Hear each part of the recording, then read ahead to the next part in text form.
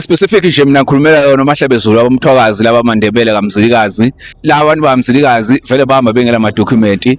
Bayihambela ngesikhathi sokufuduka ngesikhathi zempi zomfecane abamzilikazi nje mfethu hayi abayekwe ngabala ekhaya bayihlalele bakithi abenzi bobubi nayigebenga ababamba inkosi namani ababoshwe. Imashi mfethu ngisupporta la ekuthini kulabantu abanjengama Nigeria esikwazi bayikhiqizela uyidakwamiza kakhulukazi. Lapho ke bengathi ngiyayijoyina ngoba nami mfethu nginenkinga kakhulu ngendaba yedakwamiza impela. Abukeli ngiyanibingelela igama lami ngimKhenani Kenny KJ Shungu, the place of milk and honey, the promised land in Votala Mnyamatswane. Welcome you. Namanje silana ke sise Hillbrow lana. This is Hillbrow Theatre ke I'm talking to people ngibabuta ama views abo sibona bacabanga kuthini ngale march le khona na South Africa manje. People are protesting bathi bona basafuna ma foreigner la ngana maphepha la South Africa. So my brother sawubona. Angibingelele kumana amagumba omhlaba sokuqala lapho kofika kufanele khona lo mbukiso bhanyabhanya bukhoma uqoshwa waqhathatha la egoli amadoda kunyama kayipheli ise Hillbrow Theatre la isikhona ke lapha wethu ngizwa nje ukhuluma ngoindaba yeMartian March into eqala ngalapha ngomama uJessica Ngobeso Zuma ya nomthela kwagcina kufika ophakela nabongizwe okuwuZulu lo ngathi uZulu nje lo kahle kahle abayi front line yonke lonto le ngelami iphuzo mfowethu mina umongameli wamabhinqa ongikhohle ukuthi ngize hlule umongameli wamabhinqa mfethu ngale sizwe sikaMthwakazi kuMahlabezulu lesa sikaMzilikazi kaMashobane shobashobe ngangayise owaqhamuka phakathi engome kwaZulu Natal udaba khona inkaba yakhe ikhona ngale ukudaba umtsintsila okuyimilela wakhe ule umsamo wakhe omkhulu le kodwa amathamba akhale eZimbabwe kobulawayo emzini wakhe ilalele khona namhlanje emhlahlandlela esigodlweni sakhe. So ke on base to the Martian March ngoba kuthiwa ithi undocumented bethu labantu baMzilikazi vele bahamba bengela ama document bayihambela ngesikhathi sokufuduka ngesikhathi zempi zomfecane.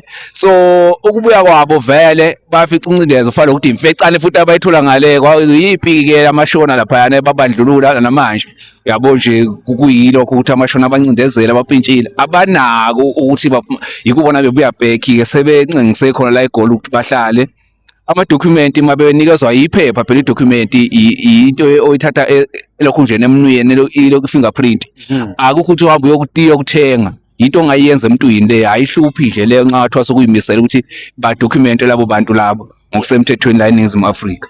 So ke futhi kungabamba khona igebengu ngoba asisho ukuthi entweni yonke leyo sivikele igebengu abenzi bobubi nayigebengu ababamba inkosi namani ababoshwe beyabonje bawubanje kodwa nje idocument into futhi engayifaka umntwini ubusela ngokufaka emntwini isele nje ubugebengu ngomfaka umuntu kodwa idocument into eyiphepha iyiplastic ifingerprint wonke umuntu unefingerprint yakhe. So leadership uthi wena like you are siding with what President CIC Julius Malema is saying uthi like let's not deport the people who are already here, rather let's document them. That's what you are saying. Masala ba document especially Mandebele laba bakaMzilikazi as you are saying. Yeah, specific nje mina ngikhulumela yona uMahlabezulu abamthokazi laba Mandebele kaMzilikazi ngisho ukuthi vele umtsintsile okuyimilela la.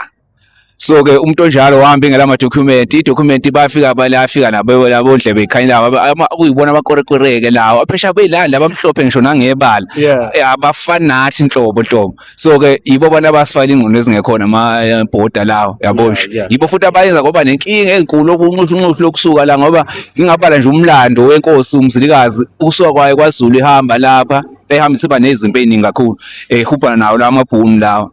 So yanqobeza yafika lapha nafika isigodla so alabantu vele baumzilikazi akalazi idocument bakithi akalazi kodwa uma ungambuza ukuthi ngakubo noma manje singayivukela ukuthi ngakubo lapha emsamo wakubo lapho nenkaba yakubo khona insinsilo oyimilela ukhombe ingome le kwaZulu Natal.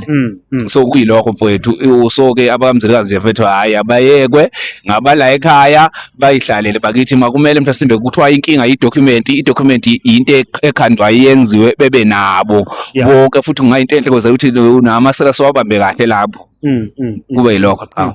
No siyabonga kakhulu niyamuva ke ukuthi uthini bhuti lana iview yakhe naye ke in other words you are in support of the march, or we are not supporting the march? Imashi fethu ngisupporta la ekuthi nini kulabantu abanjengama Nigeria esikwazi bayikhiqizela uyidakwamiza kakhulukazi yilapho ke bengathi ngiyayijoyina ngoba nami fethu nginenkinga kakhulu ngendaba yedakwamiza impela Yeah. so imashi ngiyikhuza ngoba kwesikhathi igcine sithinta labafowethu ngoba bazothinteleka ngendaba yamadocument kodwa nami ngiyafisa ngendlela yokuthi ngayijoyina impela imashi march specific for ama-drugs labo nje abenza ukukhiqiza lokhu ngoba bethi ziphelile ingane ngikhuluma nje nathi sineze ingane zakithi futhi yila estradeni zincane mengamhla sibe iseqolweni noma mhla sibe ifunde kakhulu ziyalabo nje impilo iphelele khona estradeni sezingamaphara lokho kodwa futhi kungicasula ebusuku nemini lokho ukuthi ngiyayijoin mashi ngiqonde ngqo kuma Nigeria kubojila ngoba phela futhi into enyanyisayo ukuthi kuyazakala ukuthi bakhiqiza kuphi ama-drugs ungaya endaweni enjengabo Ponte eDurban indawo Hillbrow High Point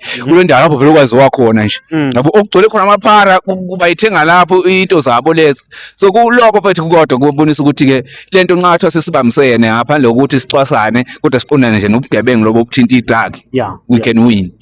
Yeah. Awulesizwe siyabonga kakhulu isikhathi sakho. Siyabonga babukeli ke nivile ukuthi uthini lana i-view yakhe naye siyaqhubeka sibutala abanye kusibona bacabanga kuthini ngalolu daba lolu. Thank you very much.